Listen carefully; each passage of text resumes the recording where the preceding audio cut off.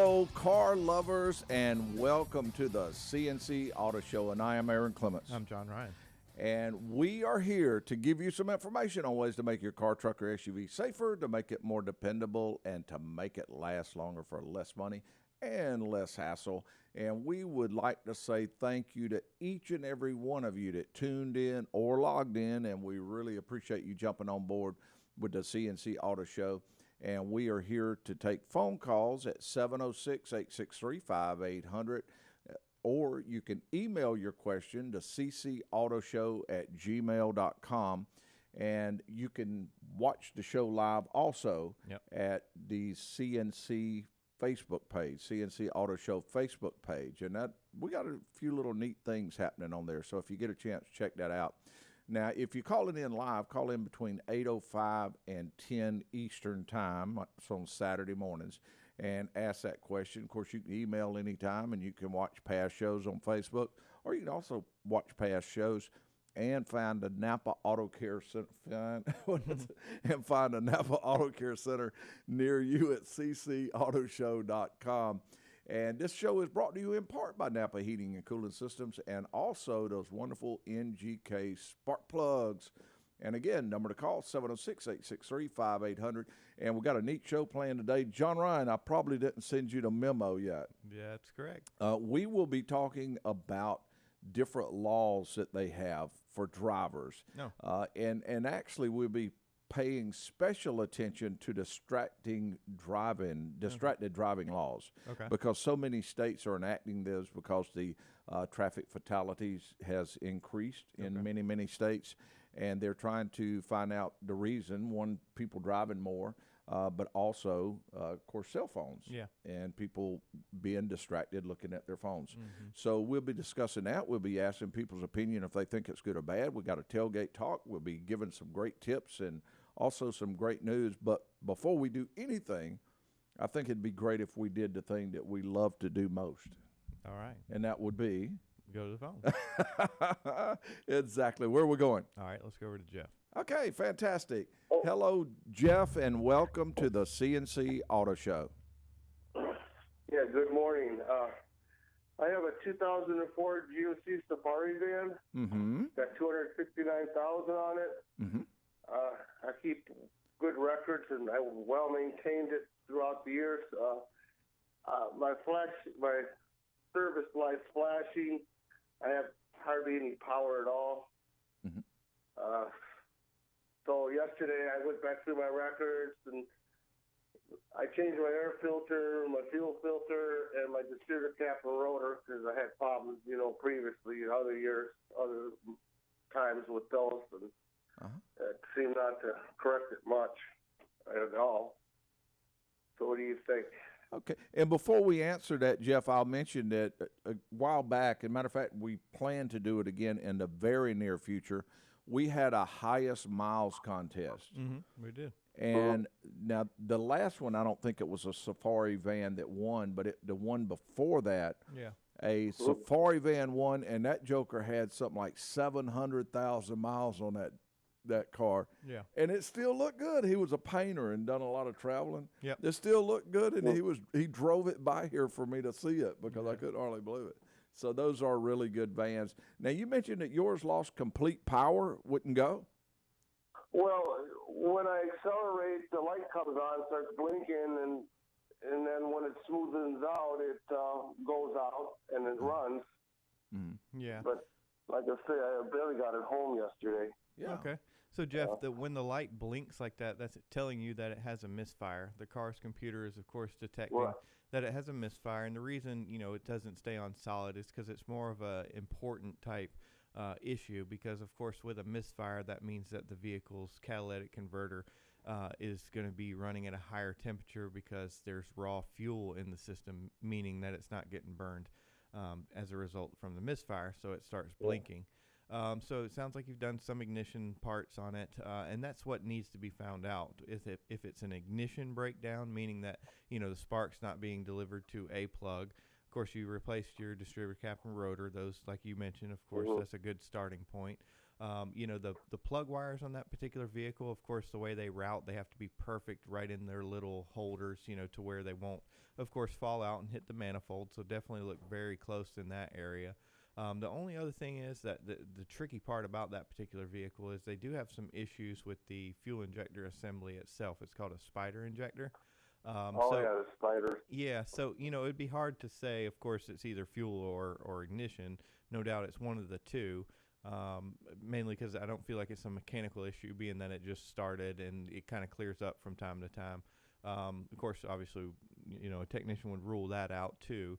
But the most important thing is finding out whether it's an ignition breakdown or the spider injection breakdown. And a technician hooking some basic equipment up to the vehicle would be able to tell you that reasonably fast. Right. And, of course, I know John Ryan, I want to mention this, is that if it does turn out to be that spider assembly, they have come out with an updated Yeah, it's a model. really nice new one. That, that's much, much better, helps the vehicle get better fuel mileage.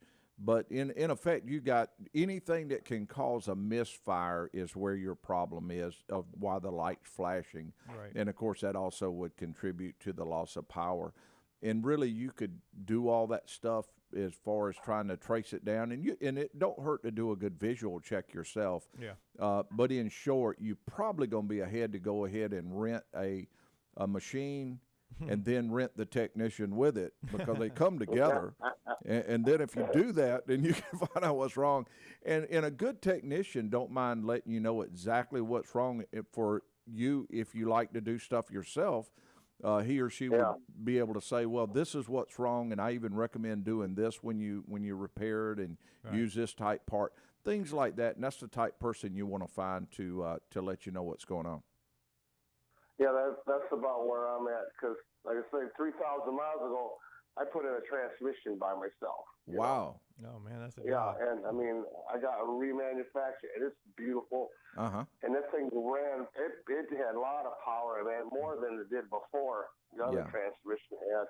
Yeah. Man, And you could still do the things that you're talking about on the running. It's more cost effective for you to have someone with the equipment to be able to do it. Yeah. And then that way they'll have access to all the computer information to be able to say, hey, this is what's wrong, this is what I recommend you putting on there. And you would still save money both ways, because you wouldn't take a chance on putting a lot of parts on you don't need, but also you would save money if that person would let you know what needs to be done and give you tips on how to do it and what to do. So I think that'd be the route to go. Okay, which one of your shops would be better for me? Well, all the shops that we have do good, and you take your pick. But do you have one that has the most experienced one? Because, like I say, I'm a real do-it-yourselfer guy, and I don't like paying a lot of money out. Yeah, Jeff, we're lucky enough to have kind of a lot of experience at all three locations. So I really and truly don't have a preference. And we all communicate together. Yeah, all good. We all call each other, so all that's fine. And that's what you want also, is technicians that don't mind communicating. And as a matter of fact, I tell people that as a technician myself, I have no pride. I will call somebody else in a heartbeat. I'll do whatever. I'll look at Google. I'll do anything to fix a car. There's no pride there. And that's what you want in a good technician. Yeah, that's true. I mean, I don't mind spending the money. I just want to get, you want to get your money's worth. Somebody that, is it possible my catalytic converter could be bad? It's possible, but that would that normally wouldn't cause that would cause the power loss, but not the light blinking like it is now. There's a chance it might be getting clogged up. From a long time ago. If the catalytic converter's clogged up, it's because of whatever else is there. Yeah, because I do have a 300 and a 301 code. Yeah. True. If you have a 301, that means that the vehicle's misfiring on number one. Oh, Jeff, we're going to have to take a quick break. And Jeff, we hope that's helpful. We'll be right back after this. Thought twice before I hauled a Barbie doll bed for the girl next door. She tried to pay me with a kiss, and I began to understand there's something women like about a pickup man. And we do welcome you back to the C&C Auto Show. And we are doing a lot of fun things. We're taking phone calls, 706-863-5800. Saturday mornings, 8:05 to 10 Eastern. Emails, ccautoshow@gmail.com. Also, we're talking a lot about distracted driving laws and other laws that may be on the books. Yeah. And what we're wondering, we was hoping to get some opinions out there. Are these good? Are they enforceable? Yeah. Are there things that they feel like will save lives? Should there be exceptions to laws like this? Yeah. And so we want to know all that. Also, want to remind you that spring and summer is here. And we encourage everyone to check those belts and hoses. And if you need belts or hoses, of course, Napa Heating and Cooling Systems is the way to go. They fit, they last a long time. Great belts, great hoses, and that is the way to go. Absolutely. And John Ryan, where are we going to? Looks like we're going to Jeff next.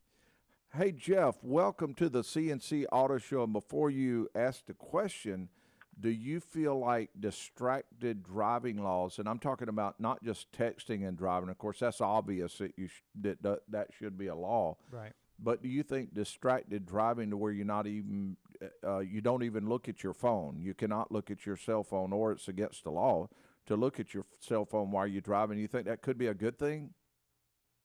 Yeah, I actually am in the public transit business, and I see a lot of distracted driving during the day. I tell my drivers it's freestyle driving. Where folks just think the rules don't apply to them, and we see a lot of it. Mm-hmm.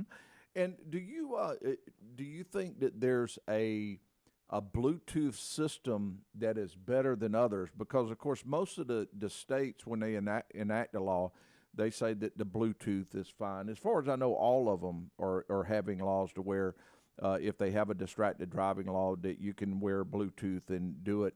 Do you think that the headsets are better, just the earbuds are better? Do you have a preferred one that you recommend? Well, for most folks, the headsets are better, but studies show that that once your mind is off the road and in a conversation, it has almost the same effect on a driver as being sleep deprived. You just lose your concentration, and your mind starts wandering. And the thing with the headsets are that, if you have both ears in, you may not hear an ambulance behind you. I would not truck. recommend putting both in, and I definitely agree with that. Now, I got to admit, I do wear I have the little, what's the little LG things that fit around your neck? I wear that all the time. And if I'm driving and I get a phone call, normally I answer it on that. But, of course, you just about have to look down at your phone and kind of get an idea of what's going on and things like that. So you're admitting guilt is what you're saying? Well, yeah, and I'm going to have to change some habits because, of course, in Georgia they're enacting a new law that takes effect, sometime early January. Of course, you'll have a 90-day grace period, but there's some things going to change January that I next need. Year? Huh? January next year? No, this year. Oh, so it's already here. July. Well, I'm sorry, I meant to say July. Okay. Yeah, July 1, Governor Deal signed the law that you're not allowed to have their phone in your hand while you're driving. Yes. And the way the law reads, it's a $50 fine the first time, then $100 the second, on up to $150. Wow. So eventually that'll sting. Okay. What you have a question about a 03 Explorer. What is it doing? Well, here's my problem. Earlier this week, drove it to work, parked it, came back out to get in the vehicle, 2 o'clock that afternoon. Truck turns over, has spark, has fire, but is not getting fuel. Mm-hmm. So I chased down the relays, the fuses, got out my multimeter, got under the chassis, chased the wire and harness all the way back to the fuel pump connection. There's And a pink with and somebody black wire. John Ryan knows the color. Yeah, it's a black and red wire. Yeah. Black on one side, red on the other. Pulled it all the way to the top of the fuel tank where the fuel pump is, And as far as I can tell with my multimeter, I'm getting just under 12 volts at that wiring harness, about 11.68. And with somebody trying to crank it, I mean, it cycles like it's getting fire, but it will not pump fuel. So last night I dropped the tank, put the multimeter on it, checked for ground, good ground, everything else. Went out, got a new fuel pump, put it in, still not pumping fuel. That's not good. That's not good at all. No, it's about 4 hours of my life that's not good. No doubt. So, Jeff, just like you mentioned, of course, you check powers and grounds. Were you disconnecting the pigtail or the harness that goes to it, and you were just putting your meter kind of in the ends of the pigtail, or how did you check it? Yeah, I stuck my probes in the back of the connection when it was all hooked up. Okay. And then went ahead and took it apart when I put the new fuel pump in and checked it again, disconnected, then put it back in and tried it again, and I'm still it's not pumping fuel. Okay. And when you had your meter in there, you had somebody turn the key on. You probably saw a quick 12 volts. It went away, right? And then they spun it over, and, of course, it stayed there, 12 volts? Well, that's, to the best of my knowledge, I even had a friend come over and put jumper cables on it because, I was worried about getting low voltage. Yeah. Continuing to turn it over. And about the highest I got was about 11.68. I never got above that. Yeah, that's fine. That's perfectly fine. Jeff, there's some ideas I have as far as some other tests that you could do to make sure you're getting a good ground and a good power and signal there. We're about to go to a real quick break. Can I put you on hold so I can mention those to you? Yeah. All right. And we will put that in front of the board or the information board they that know we it's have just here. me and you. Well, that's true. He didn't have to know that. Okay, it is time to take a real quick break. We'll need to pull over for now. When we return, we'll be going back to Jeff. We'll be talking about the question that he had, and actually that was a sport track, which I love those vehicles. You got one. And yeah, we do. And been a great vehicle. And we'll also have a Dominic tailgate talk with Dominic after we return. Also, be right back after this. Sitting in the back of a long white Cadillac. And we are back with you on the C&C Auto Show, and we are going to go back to Jeff, who has one of my favorite vehicles because they're so versatile. And you have one. Yeah, and we have one. Well, it solves several different needs that we have. It's a backup parts vehicle. It's a backup shuttle vehicle. It's just universal. That's right. And it drives good and lasts a long time. What else can you ask for? That's a good lead into my tip because I was just thinking you were going to trade with him, and then you'll have his problem. Yeah. No, we're going to solve his problem. There's no doubt in my mind. Well, Jeff, I just have a few more questions for you. Any chance you hear the pump come on or anything like that? It's just not picking up fuel? No, it's not coming on. Okay, so it's definitely not coming on. So a technician, what they would do is a voltage drop, which would require, I don't know if you have extended leads, but leads that would go basically from that fuel pump connector all the way back to, of course, the battery. And what they would do is, of course, do a voltage drop on the positive side, of course, when switch the key on. Then they would do a voltage drop on the negative. Negative's a little bit easier because, of course, you can go to the chassis ground. It's ideal to go to the battery, though. And of course, they, if there was no problem there, you have full 12 volts, you have a good ground. Of course, that means the problem's in the tank, which, of course, you would pull the tank out. And the reason I mention that is because I'm sure you looked over the fuel pump. You know where the fuel pump comes up and there's a little connector that actually connects it to the bottom of the sending unit? Did you see that, or do you still have the old one that you could look at to kind of look at that? Yeah, I've got the old one out, and I did a direct connection from the old one to the battery, right, to eliminate that, and it spun over with 2 jumper cables. It spun over like it would pump. It's just once it's back in the tank, right, and connected to that final connection, it's not spinning over. Okay. Jeff, what I can offer you is if you want to call back on this next segment, I'll look up the diagram just to be absolutely sure. It's a 03 Ford Explorer Sport Track, right?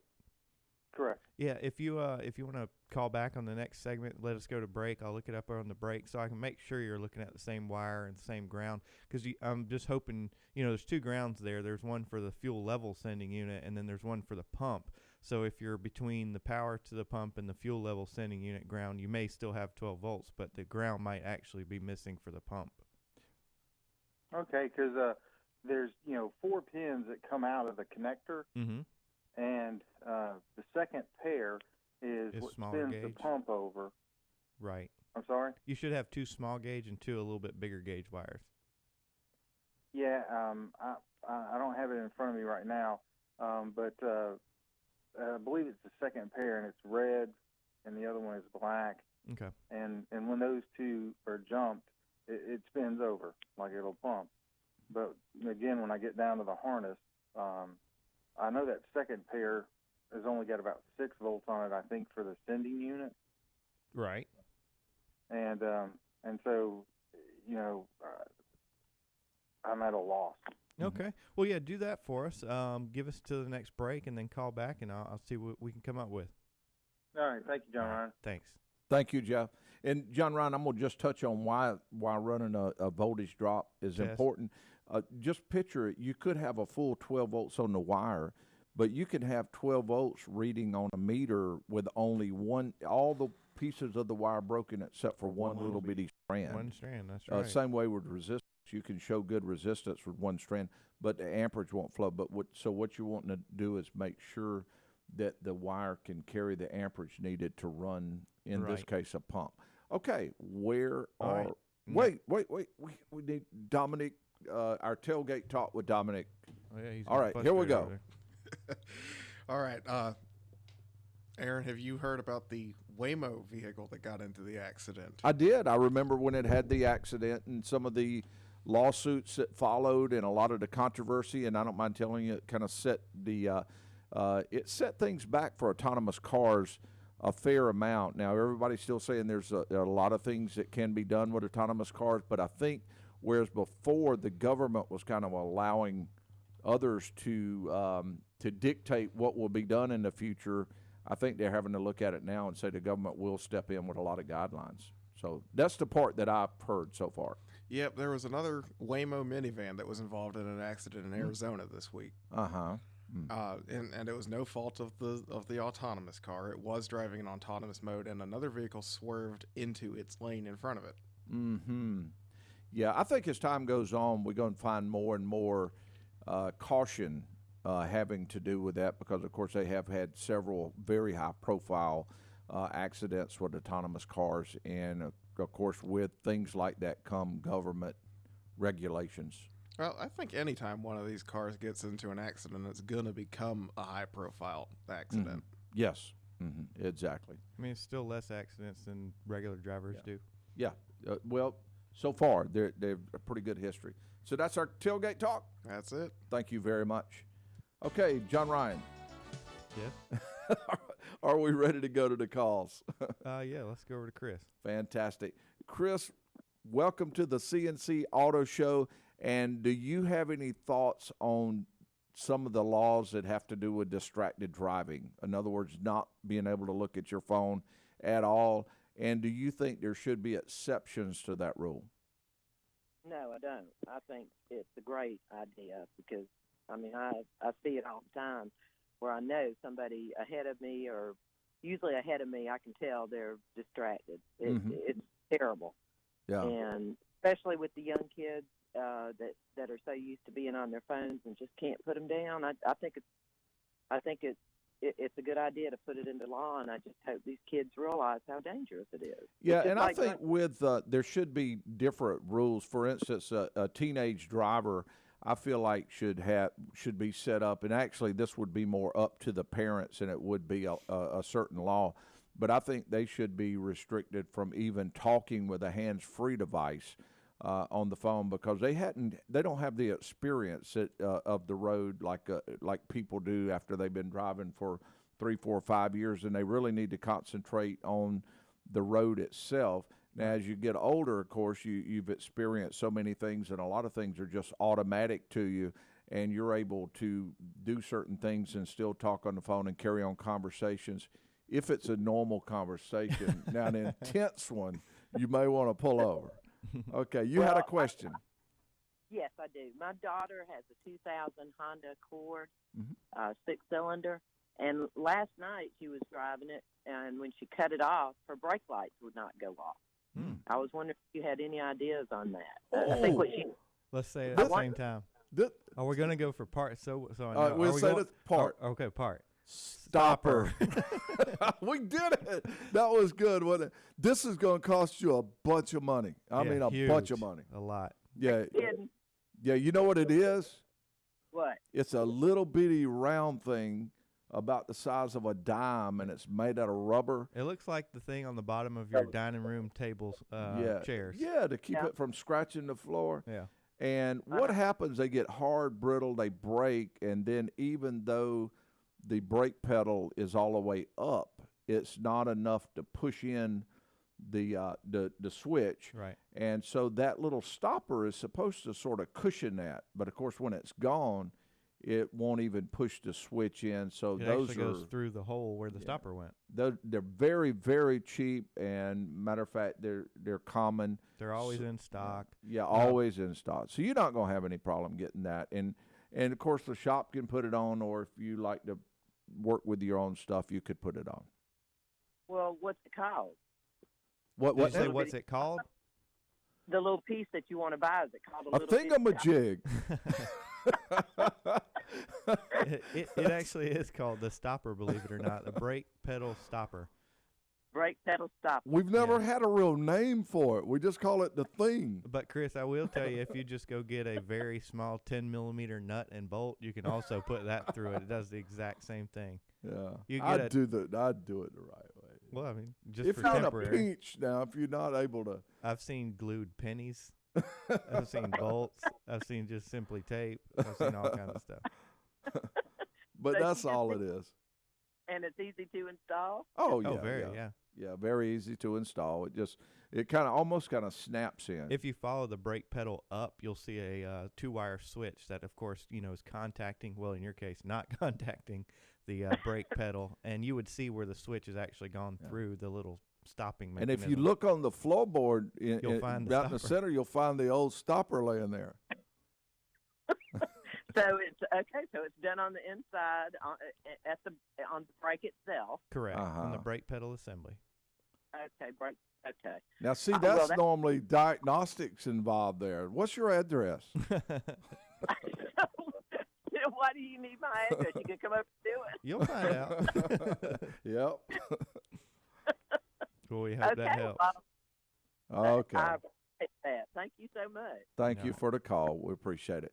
Okay, the number to call, 706-863-5800.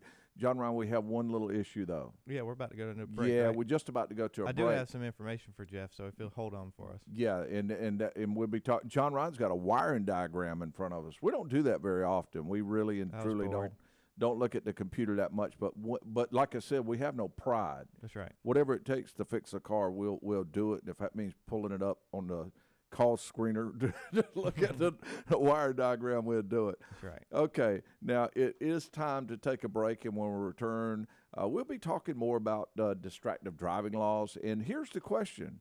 If you're driving, are you okay just putting one earbud, or should you put two?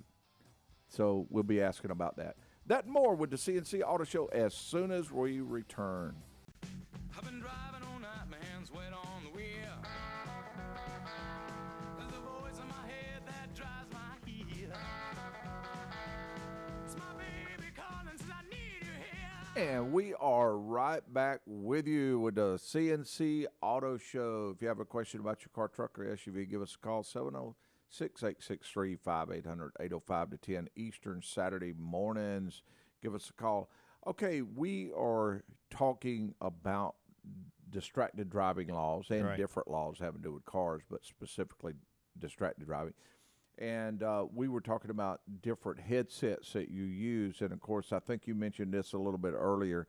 Right. It's not a good idea to put both earbuds No. in your ear, because if you're riding along, and of course, a lot of times an ambulance or a fire truck or a police car, they may need to go through an intersection and not stop for the stop sign, and they're depending on the sounds of their sirens and the different noises that they make for people to see them, and even though they have the green light, that they should still stop because of the sound. That's right. And if you don't hear that, and you have some like Grateful Dead playing wide open in both of your ears, say Phil Collins, Aaron. you may still go through, or Phil Collins, you may still go through the intersection. So only use one earbud if you're doing that. And of course, we mentioned before, also avoid intense conversations while you're driving if you're talking on a hands-free device. Okay, John Ryan, where we're going? Let's go back to Jeff. Hello, Jeff. Welcome back to the C&C Auto Show. And I think John Ryan's got some information for you. Unless you you found the problem. Yeah. No, I'm at the house and the truck's at the office. So. Okay, gotcha. All right, Jeff, you mentioned that the two wires you were checking are pretty much pinned together. They're like one, or they're basically paired together is what I'm trying to say. They're very close to each other. Yes, sir. According to the diagram, your power, your actual 12 volts, is going to be in the third location. It's going to be a pink and black wire. You feel like that's the one you're checking? It was late last night. Okay. Well, definitely on Ford's connectors, they're typically numbered. Of course, it'll have like a 1 and then a 7 because it's a 7-pin connector. So, of course, obviously, from 1, you would count over to the third one. And then, of course, here's where it gets tricky. Remember I mentioned to you about the fuel tank sending unit also having a ground? There's two grounds. Right. There's, of course, a solid black one, and the terminal numbers you need are 3 and 7. So if you put your meter between 3 and 7 and have 12 volts, that's a good sign. You could very well be between 3 and 4, which is actually for the fuel level sensor. And Jeff, one thing you mentioned that you sounded like you hesitated just a little bit when John Ryan asked you earlier. When you were checking voltage on that wire, did you only get voltage for a second or two and then it went away, or were you showing voltage even without having to spin it over and even after it had been sitting there for a second or two? Yeah, one pair of the pins pretty much had constant voltage. And the other one, as my assistant was turning the key, would drop and come up, drop and come up. Okay, so if he cut the key on, it would come up for a second or two and then go back down. Right. Okay, that sounds like a fuel pump wire then. Yeah, it does. But that's the one that you want. But here's what in short, here's what you have. If you have a good 12 volts, and of course I do recommend voltage drops, but if you have 12 volts on the positive and you have a good ground. Well, I don't want to mess you up though, because he said he directly wired his old fuel pump to battery and it of course pumped. So I feel like it's more of a wiring issue myself. Okay. I feel like he's maybe not getting the 12 volts.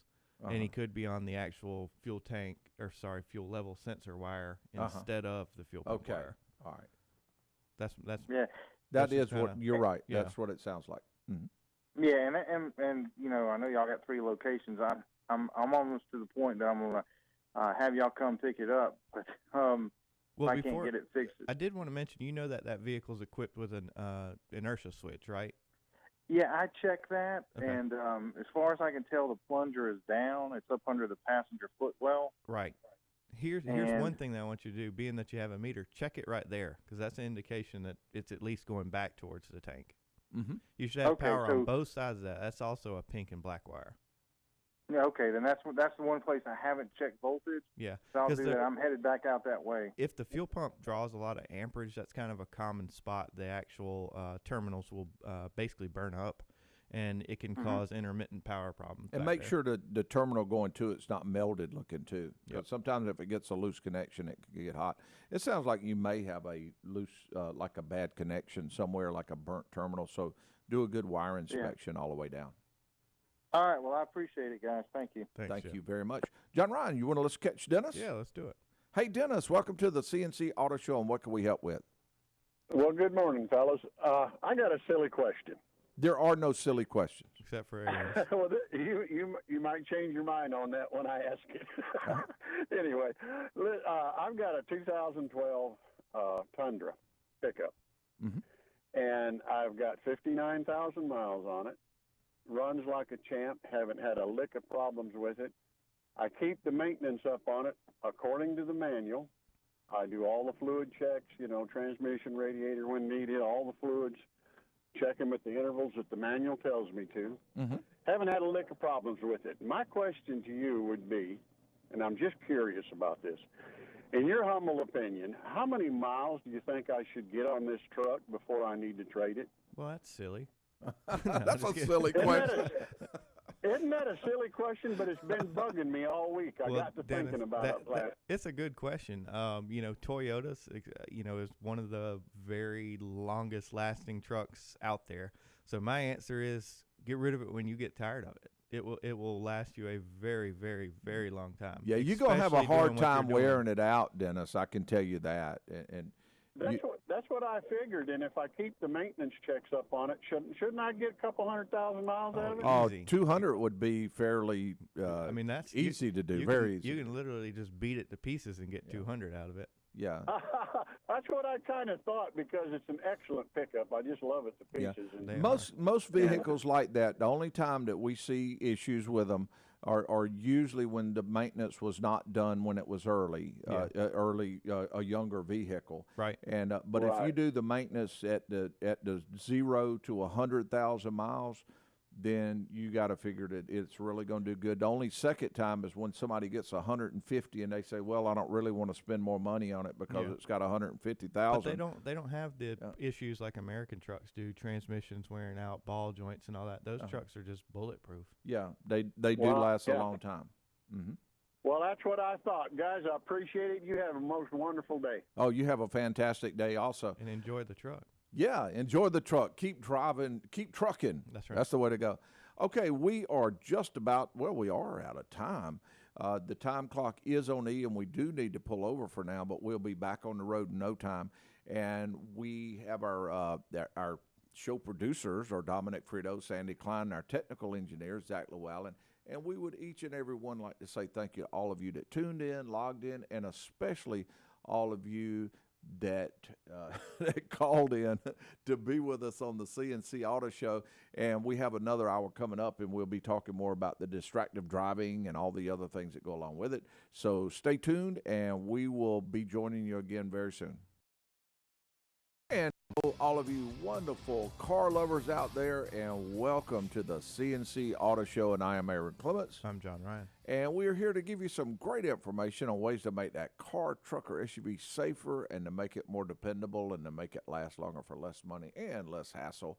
We want to say thank you to each and every one of you that tuned in or logged in, and a big thank you to all of you that call in to the show, because that works out really good. Okay, the number to call, 706-863-5800. You can also, that's on Saturday mornings, 8:05 to 10. You can also email your question anytime, and that's at ccautoshow@gmail.com, and we get a lot of emails from all around the country, people asking different questions about their car. We try to either write them back or call them back, and a lot of times we use that information on the show to talk about their problem to kind of help others. And to learn more about this show or to find a Napa Auto Care Center near you, go to ccautoshow.com. And this show is brought to you in part by Napa Heating and Cooling System Products, and also NGK Spark Plugs.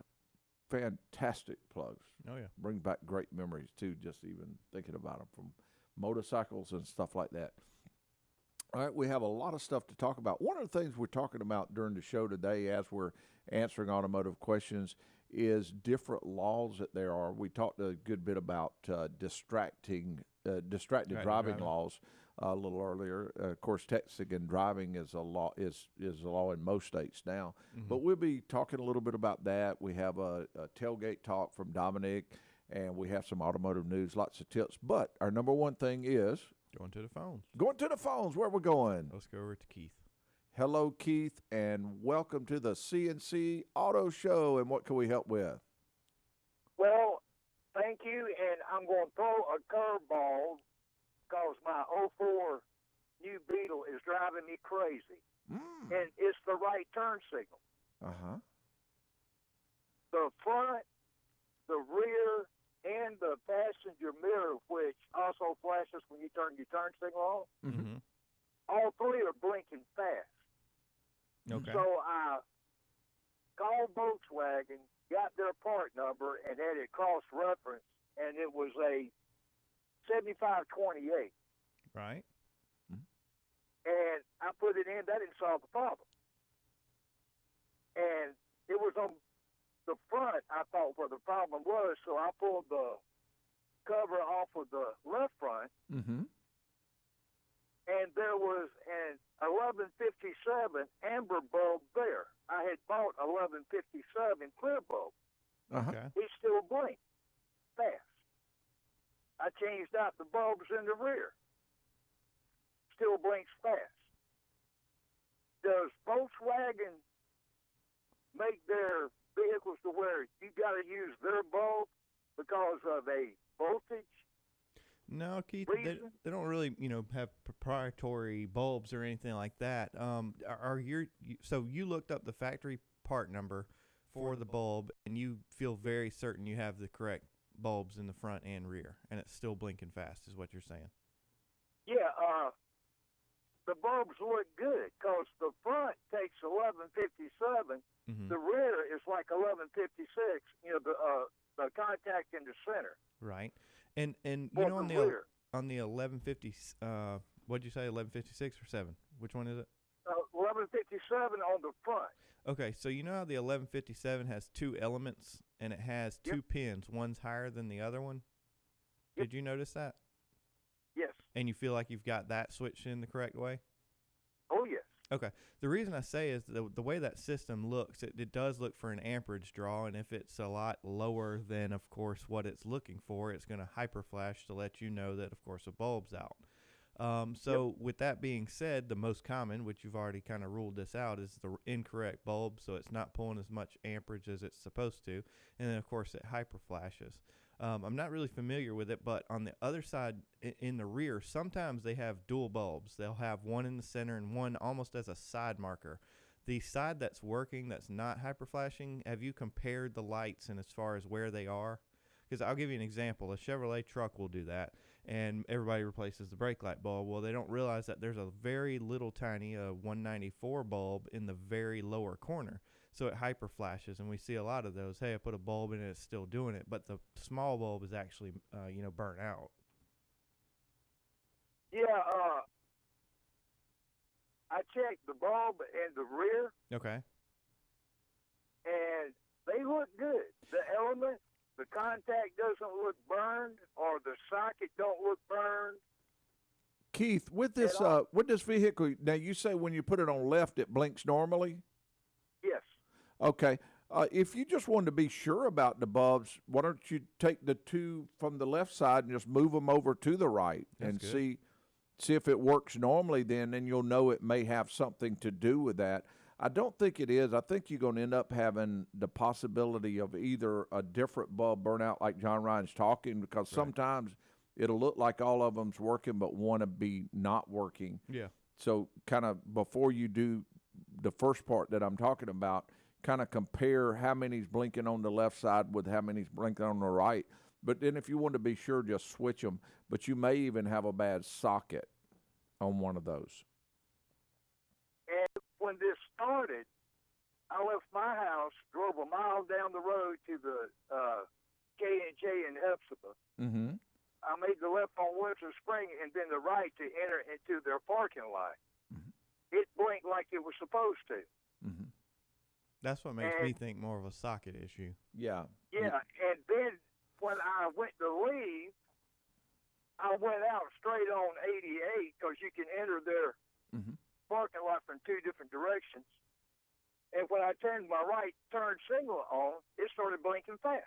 Yeah. I was in there about 15, 20 minutes. Yeah. I would, while you're doing it, also just kind of barely wiggle each socket while it's blinking fast. Just wiggle the bulb around a little bit, wiggle the wires on the socket. Turn your four ways on. Yeah. And, of course, do all that and wiggle it and pull on the harness and everything and see if you can get it to work. I believe you'll find it that way by just doing that, but you probably have a bad socket.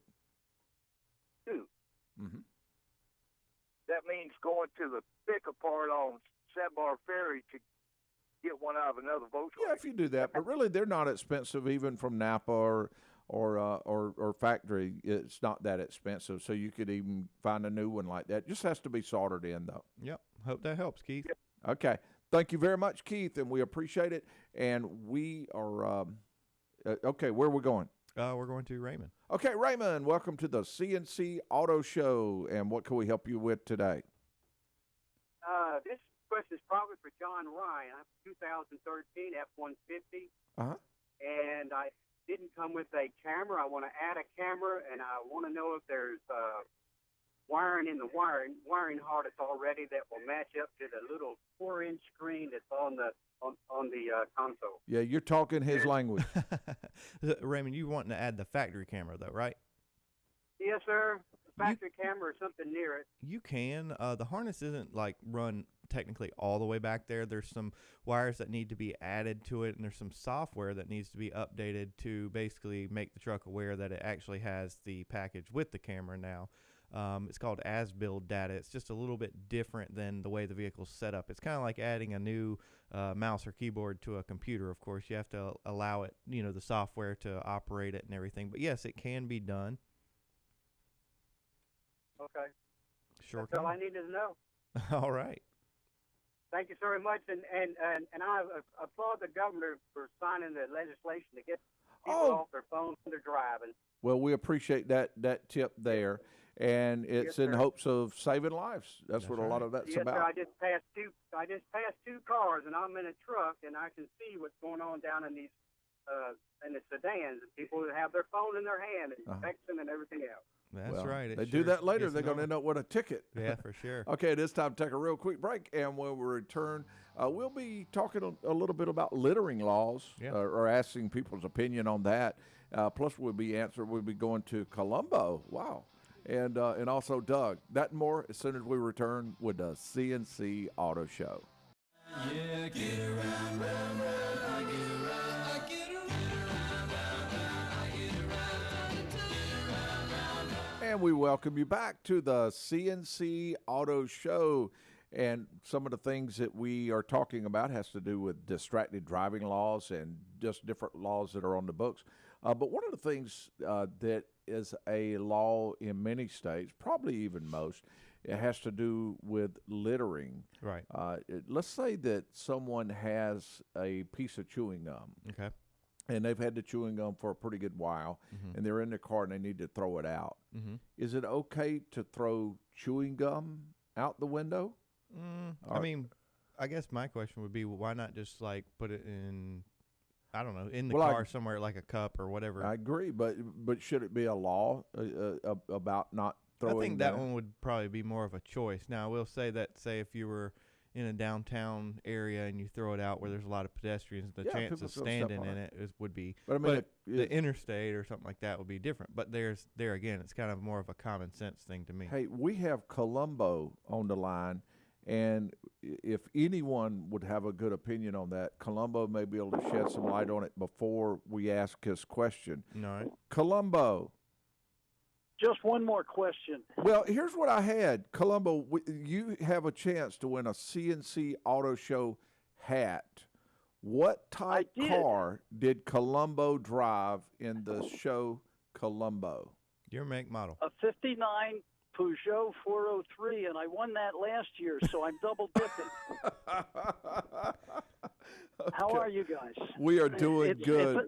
We appreciate the phone George call. In North Augusta. Yeah, there you go. Colombo, can we ask you a question, though, right before you ask your question? Sure, go ahead. Do you think that if you're sitting at a light, and let's say that there's a littering law, and you have, let's say, a banana peel biodegradable, are you able to throw that out the window? Well, if you're at a traffic light, you're probably where people are. And I wouldn't. I think it ought to be against the law. I agree. That tears me up to see anything go out a window of a car. Even I don't even like to see ashes go out of car when they're setting out a light. So I agree with you, and I think that there's a lot of laws. A lot of times we complain about a lot of different laws, but I think that sometimes that's important. Well, it is, especially when you multiply it by a gazillion. You know, that's a lot of bananas on the ground. Yeah, and then you look on the side of the street and you see banana peels and you see this, that, and the other. That's one thing that's amazing to me is the amount of cigarette butts that are at intersections. Yeah, and those are not biodegradable, and they'll lay there for years until somebody has to come by and clean them up. Okay, Columbo, what is your question? I've got an Oldsmobile Silhouette, a lot of miles on it, and it just works beautifully. But last week, for about 4 days in a row, when I started it up in the morning, it took a moment or two to go into gear. I would guess 30 seconds or more. Mm-hmm. And now it's not doing it again. And I don't know if that's a harbinger of something coming. When I had it down to you guys, David was my service writer, and he said, you know, with the amount of miles you got, we don't suggest you change the fluid because it's a little too late. You may be asking for more troubles. You may be lucky that it's staying together. Mm-hmm. But I thought I'd see if that's now it seems to have gone away. This morning when I started up, it went right into gear, no problem, no hesitation. And how many miles did you say was on the vehicle? 275. 275. Yeah, that is a little tricky. What happens is over that period of time, you will have other problems there. No matter what, there's going to be a fair amount of wear inside the transmission.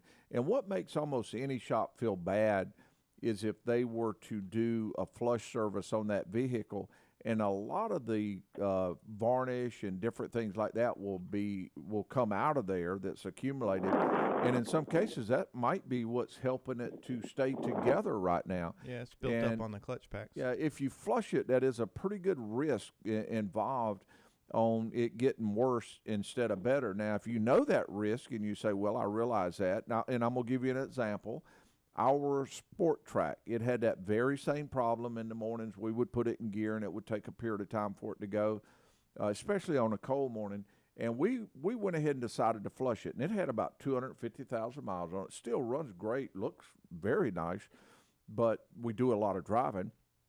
And we we flushed it, and sure enough, it solved the problem for about a year. And then the other side of that is, just like you mentioned, sometimes it can be just simply fluid level. Yeah. So to kind of that's a good suggestion. Yeah, to kind of get that possibility, what I would recommend is, number one, checking the fluid. And it would be great to check it cold because, of course, when it's hot, it's going to expand. So you wouldn't necessarily see that issue that you're having. So it would be great to check it cold, too. And you know, that's a good idea. There's a kind of another scenario for you, because you know, topping it off, I would feel a lot better saying just top it off and let it ride, because that will probably take care of the issue that you're having versus flushing it. But like Aaron said, it's a 50-50. You know, you could flush it, do absolutely fine, and get more mileage out of it. You know, then there's always that one scenario where it wouldn't do so good. Well, I did do that. In fact, I don't know where it's going, but once a month or so, I check the fluid, and I maybe every 2 months I have to put a quart in. Right. No indications of where it's leaking, and it used to be you had Dextron and Mercon. Now they seem to have a product that does both, and I'm not even sure that's the right fluid to put in. Yeah, there are a lot more fluids out there that kind of do both. So that's the most important thing. Of course, on the stick, it should say what it recommends, which should be Dex 3. So I would, you know, of course, go, you know, with a brand that, of course, covers that. That are sure. higher. Mm-hmm. So, yeah. Aaron, I put Columbo on hold if he had any more questions for us, because we're about to go to a quick break. Okay, yeah, we're going to take a real. He does sound a little bit like Columbo when he talks. Really. Okay, we're going to take a real quick break. We'll be back with more of the C&C Auto Show very shortly. Just an old half-ton short bed Ford my uncle bought new in '64. Daddy got it right because the engine was smoking. And we welcome you back to the C&C Auto Show. we're talking about distracted driving. We're taking and the laws, different laws having to do with driving. And we also will be having a tailgate talk with Dominic coming up very shortly. But before we do any of that, we want to go back to Ken because we were answering a question about a transmission that he had that, I'm sorry, about a transmission type issue. Am I wrong? Yes. Oh, you are wrong. Not a transmission. I got a Pontiac, 2006 Pontiac G6, the 3.5 liter. It's got about 100,000 miles on it, and it's got an intermittent problem, which is the worst because they're hard to diagnose, I know. And I've done my fair amount of research on the internet and came up with a few different answers, but I want to get your advice what it possibly could be. And here's what happens. Just be driving down the road, everything's working fine with it, and then the engine will die and, pull to the side of the road. The instrument cluster, everything works, radio's working. Let it sit for, 10, 15 minutes or whatever, and it'll start right back up again. And even when it's dead, you click the key. I don't hear any, like the starter engaging, anything like that. Mm-hmm. But I do hear the fuel pump running. So, and I said that's a weird one, but it does it about once a month now, and I don't know if it's going to get any worse. So, Ken, just to be sure, you're driving down the road, boom, it just stalls like somebody ripped the key out of it. You pull over to the side of the road. You have to wait about 10 minutes. But in that 10-minute period of time, you go to crank the vehicle up and nothing, no sound from the starter, doesn't seem to even attempt to start, correct? That is correct. Okay. Have you ever had the computer system scanned? I did. I had a friend that has one of those scanners. We popped that in there. Of course, I don't know how good a quality it is, but it didn't come up with any codes whatsoever. One thing that may benefit you, because it sounds like you kind of do a little bit by yourself, or as far as diagnostics and trying to figure out what's going on, would be to have a scan tool that could go in there and actually read the history codes. Like you mentioned, the kind of the average DIY scan tool it goes into the codes, but it doesn't go into the memory side of it where the history codes are stored. And the reason I say that is because there could be a history code in there for circuit A of fuse panel lost voltage, which would be, something along the lines of a fuse panel losing voltage. There's several different trouble codes. It could be communication codes. There could be several different codes in there that kind of lead you in a direction. So I definitely advise you to do that. We did have one somewhat similar to that, and it was the fuse box. What happened is there's a printed circuit board in the bottom of the fuse box that, of course, all the power and ground comes out of. Of course, that controls the relay. And that particular vehicle, of course, we tried to get it to duplicate and never could. The customer took it, brought it back to us, and it was just like always. You go to the doctor, you feel better. When you leave, you feel worse. Sure enough, it acted up on them. And what we found was that, it actually came back on a rollback. And what we found was one of the main wires that actually feeds a lot of the powers to different modules didn't have any power on it. So, of course, we go backwards from that point. We find out where the power comes from and whatnot. And the fuse box itself, we could actually, put the meter at the bottom of it, have no 12 volts, and we could actually gently tap it. Or what's that test called here? A tap test. Tap test. We could tap it, and, of course, the power would kind of come in and come and go. So that would be one thing that you could just try, and it sounds ridiculous, but with the vehicle running, the fuse box under the hood, just kind of take your fist and kind of bump it all around and see if the vehicle stalls. That's one common thing. Another common thing would be like a cam or crank sensor, but that doesn't cause anything as far as the electrical system to not allow it to start. What would happen is the vehicle stall going down the road, you pull off the side of the road, and it would just spin over for days. It would never fire up. Ken, when it does this, did you say the instrument panel and all that is dark after that also, or does? No, it is good. The radio works, the instrument panel's on, but you go to click the key, just at first I thought it was kind of the ignition switch. So you sit there and wiggle it around, working back and forth, trying a few things, and nothing. And then just sitting, what cool down thing or whatever it may be, I'm not sure, but 10 to 15 minutes later, to give it some time, and then it'll fire right back up again and go for about another 30 days. Yeah, we've had issues with that fuse box also, doing a lot of different things. Sometimes it might be a fuel pump circuit or and a lot of it has to do with the temperature because, of course, the fuse box does get warm, especially being out under the hood. But not only that, it electrically, of course, creates heat just simply because the items running off of it, the amperage draw. And, electrical things are funny like that. They really, it might fail at 83 degrees versus 82. It's really weird. Yeah.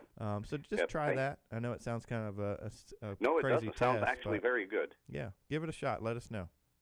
Appreciate it. Thanks, sir. Thanks, Ken.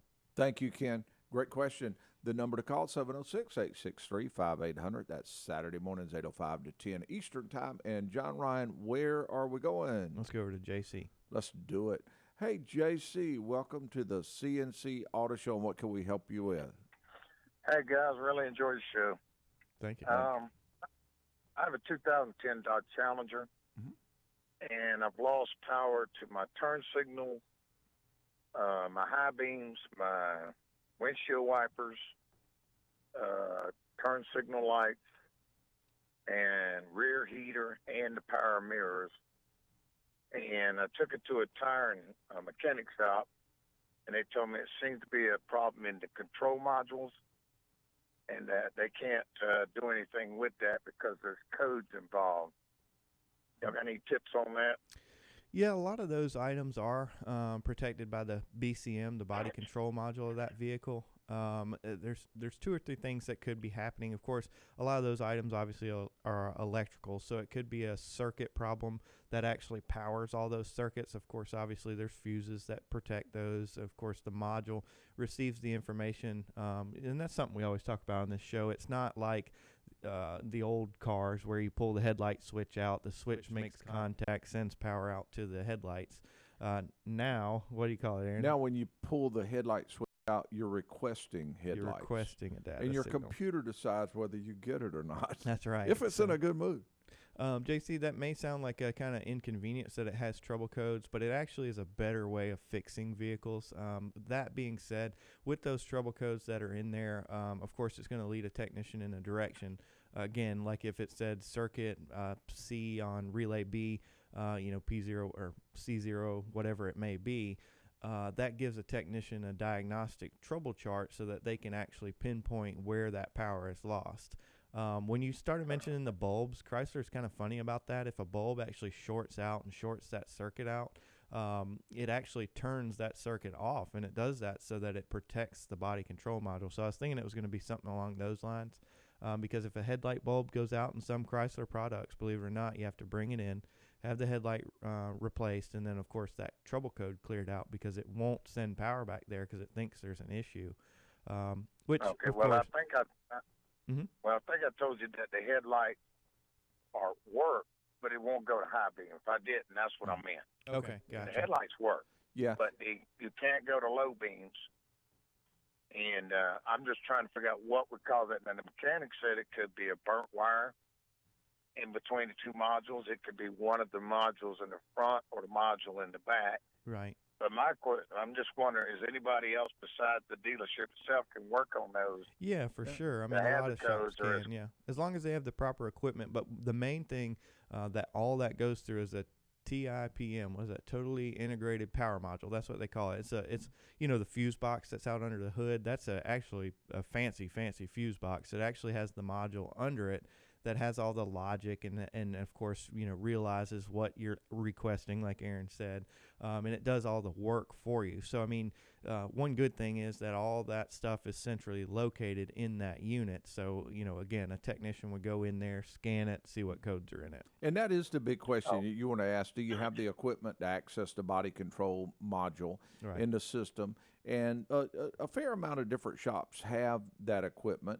You would want to ask beforehand, but not every shop would have access to that type of equipment. So definitely ask. Do you guys have a list on your website of things like that where you can take it?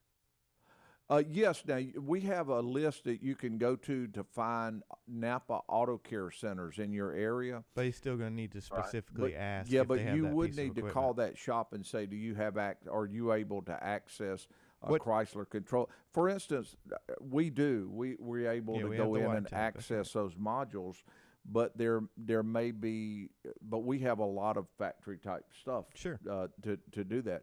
but there's a lot of other shops that would have that also. There's some other aftermarket scanners that can do some of that type work, like a Snap-on can do that and all that kind of stuff. But the main thing, JC, is to ask them, do you have the equipment to work on a body control module for a Dodge Challenger? And that website address is ccautoshow.com, and you can go there.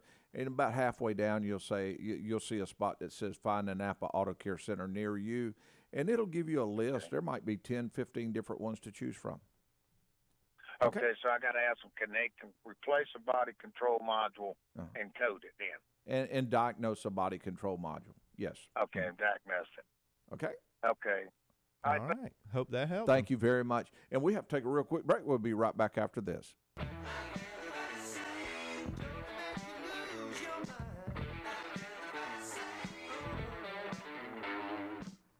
And we welcome you back to the C&C Auto Show, and we are answering lots of wonderful questions about cars. And John Ryan, are we ready to go to the next call? I sure am. Let's go to James. Hey, James, welcome to the C&C Auto Show, and what can we help you with? Good morning. How you guys doing this morning? We are doing very nice. That's good. Got a question for you. Mm-hmm.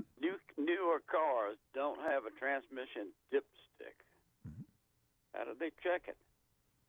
It made our life a lot easier. Yeah. James, there's several reasons why they don't have a dipstick. Now, each one, well, not each one, but quite a few of them have different checking procedures. For instance, like, give me an example of a vehicle. Do you have one that doesn't have a dipstick? I have a 2014 Toyota RAV4. Okay, so that one has a transmission plug. That, of course, you check it. It's kind of like some of the older vehicles that, of course, you pulled the plug out, and of course fluid ran out. But you have to do it at a exact temperature. Yep. Actually monitor. We normally monitor the scan tool to get the transmission fluid up to a certain temperature before we check it. Right.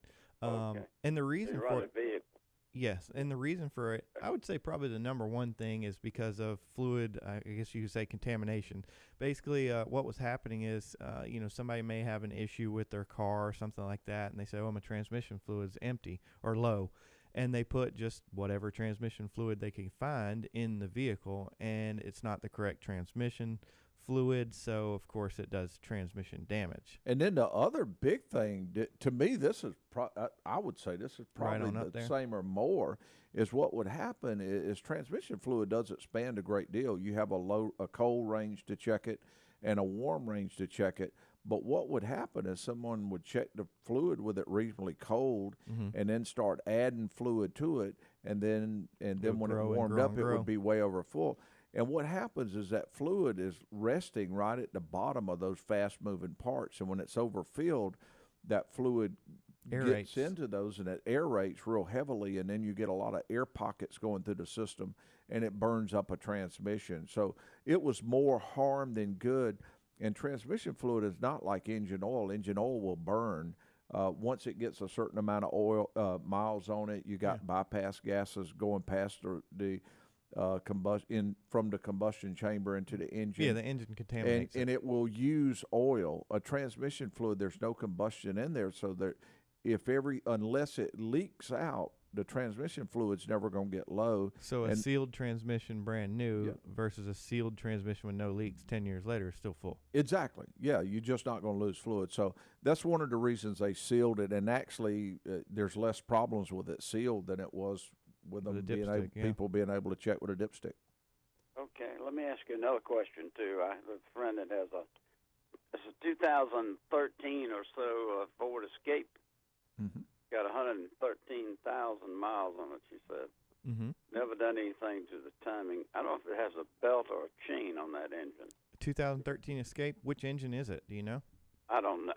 I couldn't tell you. Yeah, it would depend. But to be honest with you, I don't even remember if the 4-cylinders had a timing belt on that one. Mm-hmm. To be honest with you, James, that's something we could definitely look up for you.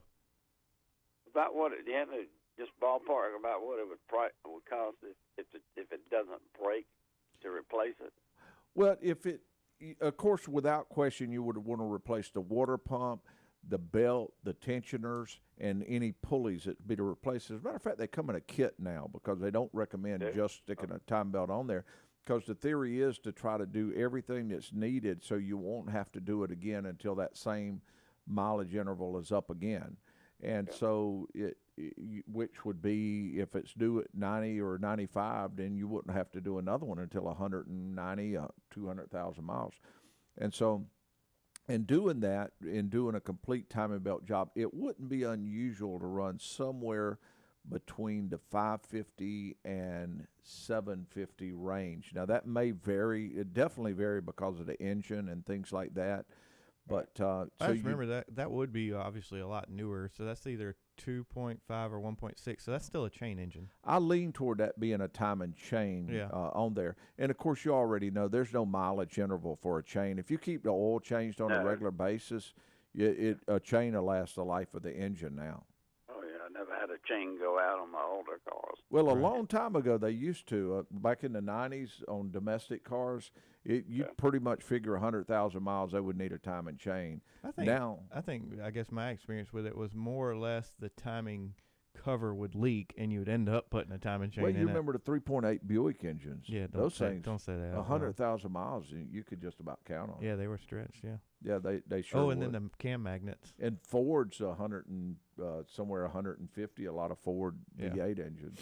Mm-hmm. But now they're just made so much better, lubricated so much better till they when last. You said Ford V8, that gives me haunting memories. Remember all the water pump bolts would break off? Yeah, they would. Was a nightmare. Yeah. It was, and that was one of the main reasons you did the time and chain. Yeah. But yeah, I think on that Escape, very high probability that you won't have to worry about it because it have a chain. But you do want to double check, and you can do that either in the owner's manual or just run it by any automotive repair shop and let them look at it. And usually a technician can even just look at under the hood and then a few seconds tell you. Sometimes we forget to mention this. A lot of times, the information is in the owner's manual. Exactly, yeah. It might be able to look there and tell. But do everything you can to be absolutely sure, because if it does have a timing belt, you want to, if it hadn't been done, that is something really important. It shouldn't, though, if that's the engine. Sorry, that was just not fresh on my mind, but it should be chained. Yeah, I believe so. Mr. Reed does owner's manual. Only when there's a problem, James. Thanks. Appreciate the call. Thank you for the call. Aaron, we got like less than a minute. Let's see if we can squeeze Greg Let's do it. Let's go to Greg right away. Hey, Greg. Hey, guys. Hey, welcome to the show. What can we help you with? I have a 2007 Dodge Nitro, and a few months ago, someone at the grocery store, I think, stopped me and said, "You got a brake light out." I thanked them, and I went and I decided while I was there at the parts store to upgrade to the LED turn signals in the rear. And now it flashes fast. Yeah, it flashes fast, and I have no turn signals and no hazard lights in the rear. Right. Everything else works right. Why do you call that an upgrade? Well, here, let me tell them the answer real quick before we have to go. Upgrade. Greg, the reason is LED draws very, very little amperage. Your factory system is calibrated for a certain amperage draw, so it actually thinks the bulb's bad. So the car's computer is hyper flashing, it's blinking it fast because it still thinks it has a bulb out. There's some aftermarket products. I don't necessarily like them, mainly because of the longevity is not there, like a OE part or a factory bulb. But basically what happens is there's a simulator that simulates the load so that you can run your LED lights. Now, you'll spend a decent amount of money doing that versus just putting the regular bulbs back in there. Yeah. So it sounds like that'd probably be what I'd be doing, is putting the regular You wouldn't have put LEDs in it first. That's true. Hey, John Ryan, our time clock's on E. We have to pull over for now, but we'll be back on the road in no time. I'm Aaron Clements with co-host John Ryan Mooney, and our show producers are Dominic Frito and Sandy Klein, our technical engineer, Zach Llewellyn. And we would, each and every one of us, like to say thank you to all of you that tuned in, logged in, and especially that called in to be with us on the C&C Auto Show.